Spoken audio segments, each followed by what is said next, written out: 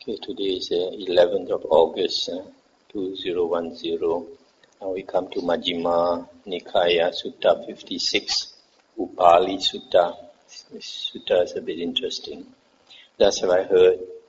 On one occasion, the Blessed One was living at Nalanda in Pavarika's mango grove.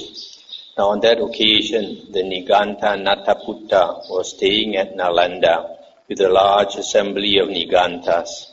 Then when the Niganta named Diga Tapasi had wandered for alms in Nalanda and had returned from his alms round, after his meal he went to Pavarika's mango grove to see the Blessed One.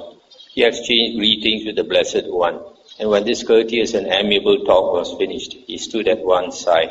As he stood there, the Blessed One said to him, "There are seats, Tapasi. Sit down if you like." Stop here for a moment. So, this is one of the rare occasions when the Buddha and his monks was at a certain place, and this Niganta Nataputta and his wanderers was also at the same place in Nalanda, or the outskirts of Nalanda. Then this Niganta, by the name of Diga Tapasi.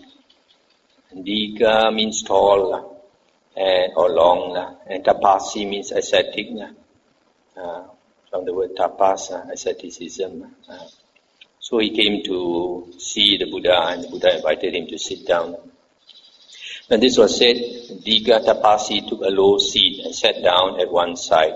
Then the Blessed One asked him, "Tapasi, how many kinds of action does the Niganta Nataputta describe for the performance of evil action, for the perpetration of evil action?" This action here, the Pali word is kamma. And he said, "Friend Gotama, the Niganta Nataputta is not accustomed to use the description action. The Niganta Nataputta is accustomed to use the description rod. The Pali is danda. Then Tapasi, how many kinds of rod does the Niganta Nataputta describe for the performance of evil action, for the perpetration of evil action?"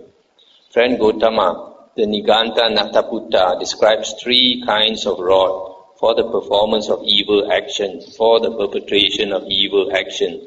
That is, the bodily rod, the verbal rod, and the mental rod. How then, Tapasi, is the bodily rod one, the verbal rod another, and the mental rod still another? The bodily rod is one, friend Gotama, the verbal rod is another, and the mental rod is still another. Of these 3 kinds of rod, Tapasi, thus analyzed and distinguished, which kind of rod does the Niganta Nataputta describe as the most reprehensible for the performance of evil action, for the perpetration of evil action? The bodily rod, or the verbal rod, or the mental rod? Of these 3 kinds of rod, friend Gotama, thus analyzed and distinguished, the Niganta Nataputta describes the bodily rod as the most reprehensible for the performance of evil action, for the perpetration of evil action, and not so much the verbal rod and the mental rod. Do you say bodily rod, Tapasi? I say the bodily rod, friend Gotama. Do you say the bodily rod, Tapasi? I say the bodily rod, friend Gotama. Do you say the bodily rod, Tapasi? I say the bodily rod, friend Gotama. Thus the Blessed One made the Niganta Diga Tapasi maintain his statement up to the 3rd time. Stop here for a moment. So here these 2 schools, the Buddha describes action in terms of kamma, and the Nigantas, basically they are talking about the same thing, but they call it danda, rod. So here, when the Buddha asked him which one is the most serious, the most reprehensible, he said the bodily rod, which is quite different from what the Buddha's teaching is. So the Buddha made him repeat it 3 times, and he maintained it even up to the 3rd time. Then the Niganta Diga Tapasi asked the Blessed One, "And you, friend Gotama, how many kinds of rod do you describe for the performance of evil action, for the perpetration of evil action?" Tapasi. The Tathagata is not accustomed to use the description rod. The Tathagata is accustomed to use the description action. But friend Gautama, how many kinds of action do you describe for the performance of evil action, or the perpetration of evil action? Tapasi, I describe 3 kinds of action for the performance of evil action, for the perpetration of evil action, that is, bodily action, verbal action, and mental action. How then, friend Gautama, is bodily action one, verbal action another, and mental action still another? Bodily action is one, tapasi, verbal action is another, and mental action is still another.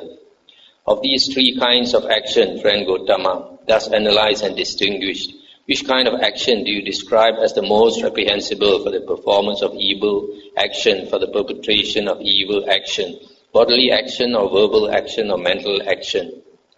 Of these 3 kinds of action, tapasi, thus analyze and distinguish, I describe mental action as the most reprehensible for the performance of evil action, for the perpetration of evil action, and not so much bodily action and verbal action. Do you say mental action, friend Gautama? I say mental action, tapasi. Do you say mental action, friend Gautama? I say mental action, tapasi. Do you say mental action, friend Gautama? I say mental action, tapasi. Thus the Niganta Diga Tapasi made the Blessed One maintain his statement up to the 3rd time, after which he rose from his seat and went to the Niganta Nataputta. I'll stop here for a moment. So you see, when they argue each other, they want to make sure that the other party affirms the statement a few times. But then this Digatapasi, he left the matter at that. He didn't argue further with the Buddha. Maybe he thought he was not up to the. He was not able to argue well enough with the Buddha, so he left.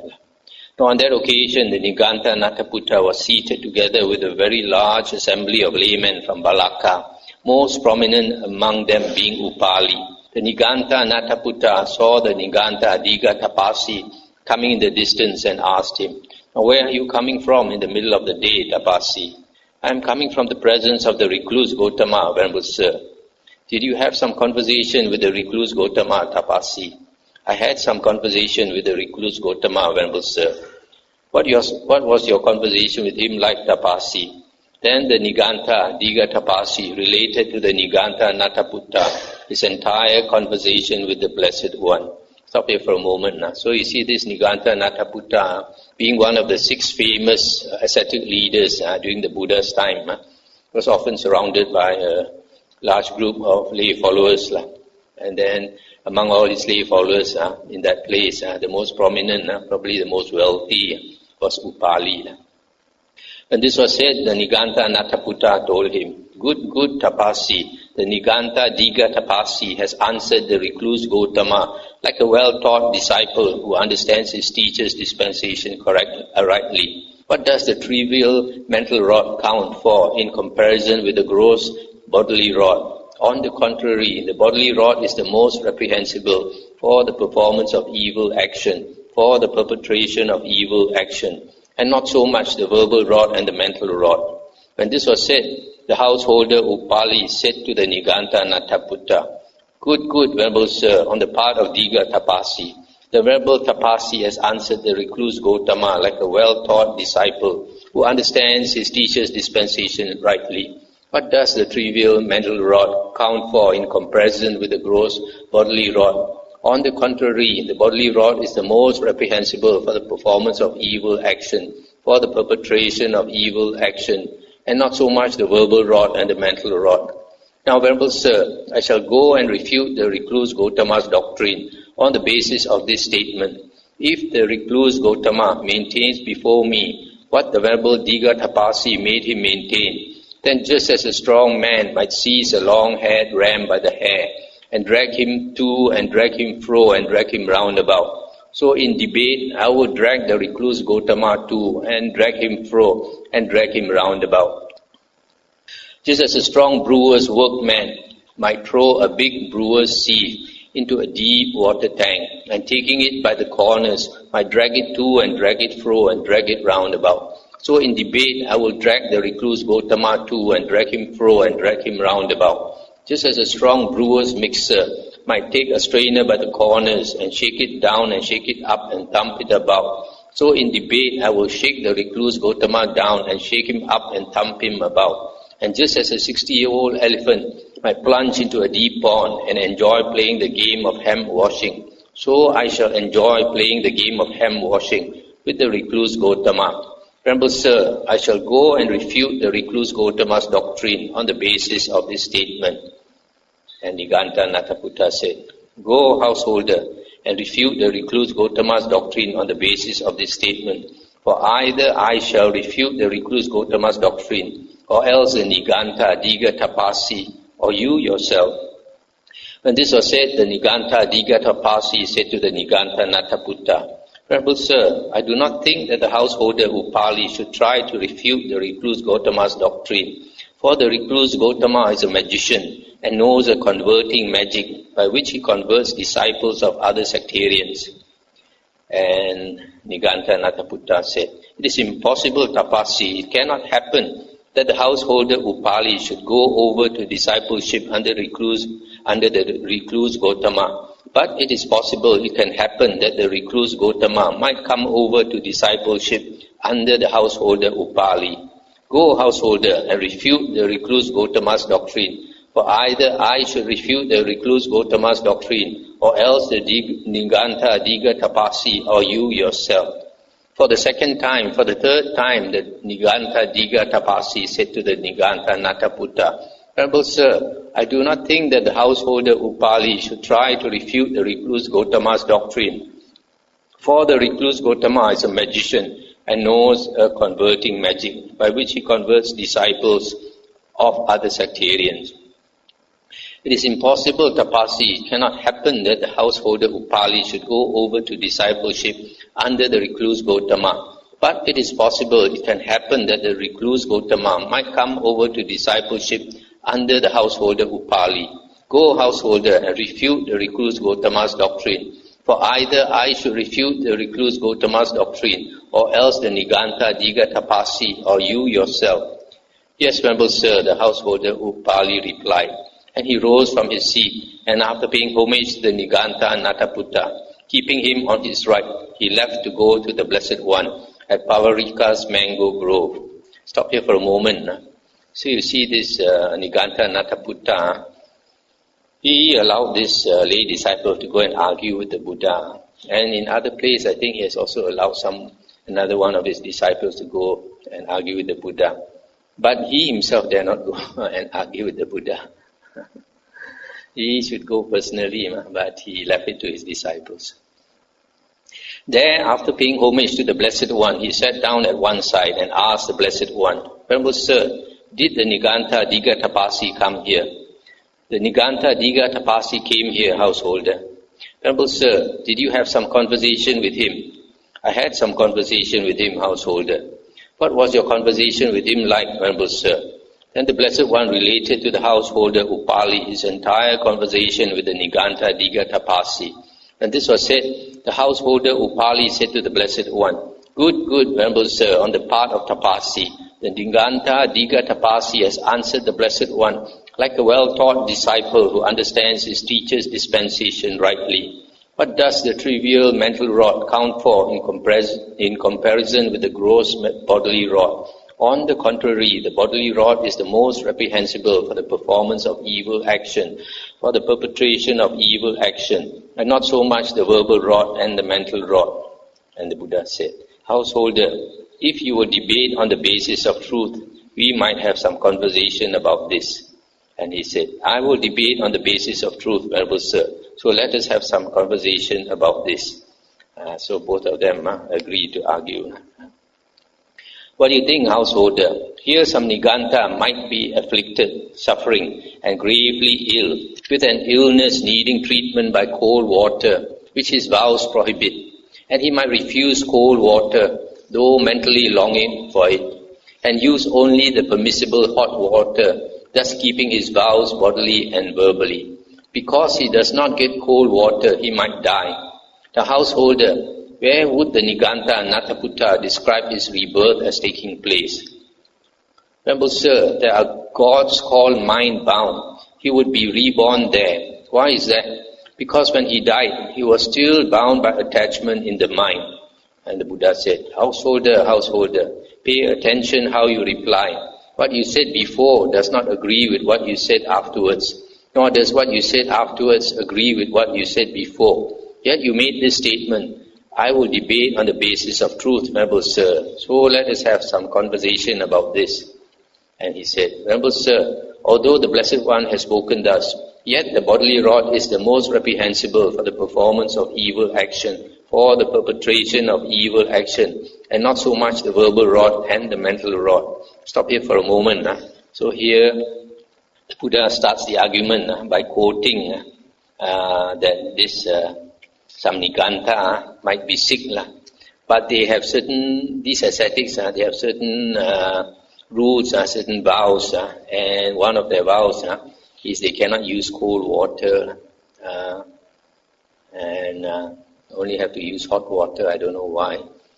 And so, because he needs cold water, and yet longing for cold water, and he cannot get the cold water, and he dies with that longing for that cold water. So this Upali agreed that because he was attached, he would be reborn in a place where the gods are called mind-bound.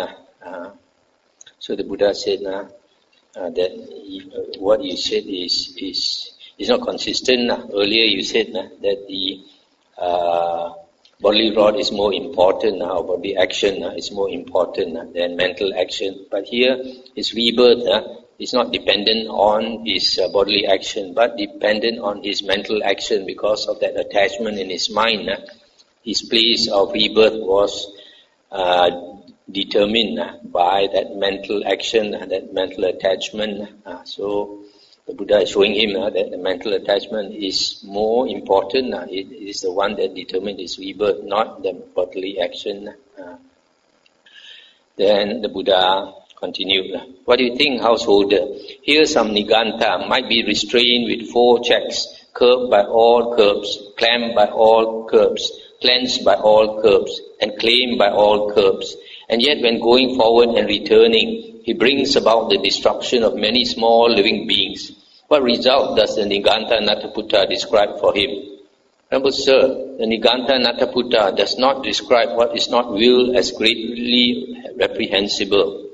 But if one wills it, householder, then it is greatly reprehensible, Venerable Sir. But under which of the 3 rods does the Niganta Nataputta describe willing, or volition, householder? Under the mental rod, Venerable Sir. And the Buddha said, householder, householder, pay attention how you reply. What you said before does not agree with what you said afterwards, nor does what you said afterwards agree with what you said before. Yet you made this statement, I will debate on the basis of truth, Venerable Sir. So let us have some conversation about this. Venerable Sir, although the Blessed One has spoken thus, yet the bodily rod is the most reprehensible for the performance of evil action, for the perpetration of evil action, and not so much the verbal rod and the mental rod. Stop here for a moment. So here, you can see from these arguments the Buddha put forward that the Buddha knows these wondrous, all the rules, all the practices very well. That's how he can argue with them. So here the Buddha says that if one of them, one of the Nigantas, he has a lot of checks, a lot of rules, is restrained by a lot of rules. And yet, when walking around, he steps on many insects and ants and all that and kill them. So, is it, what does the Niganta Nataputta say about it? Then this Upali said, because it is not intentional killing, then it is not greatly reprehensible. But if it is intentional killing, then it is greatly reprehensible. So the Buddha said, so just now you said the mental action not so important, but now you see the mental action is greatly reprehensible. He knows he's wrong, but he's very stubborn. He wants to maintain that his teacher is correct. So he still says the bodily rod is still the most reprehensible. And the Buddha is going to quote him the third example. What do you think, householder? In this town of Nalanda, successful and prosperous, is it populous and crowded with people? Yes, Venerable Sir, it is. What do you think, householder? Suppose a man came here brandishing a sword and spoke thus. In one moment, in one instant, I will make all the living beings in this town of Nalanda into one mass of flesh, into one heap of flesh. What do you think, householder? Would that man be able to do it? Venerable Sir, 10, 20, 30, 40 or even 50 men would not be able to make all the living beings in this town of Nalanda into one mass of flesh, into one heap of flesh in one moment or instant. So what does a single trivial man count for? What do you think, householder? Suppose some recluse or Brahmin came here possessed of supernormal power, that means psychic power, and attained to mastery of mind, and he spoke thus, I will reduce this town of Nalanda to ashes with one mental act of hate. What do you think, householder? Would such a recluse or Brahmin be able to do that? Venerable Sir, such a recluse or Brahmin possessed of supernormal or psychic power and attained to mastery of mind would be able to reduce 10, 20, 30, 40, even 50 Nalandas to ashes with one mental act of hate. So what does a single trivial Nalanda count for? Householder, pay attention how you reply. What you said before does not agree with what you said afterwards, nor does what you said afterwards agree with what you said before. Yet you made this statement, I will debate on the basis of truth. So let us have some conversation about this.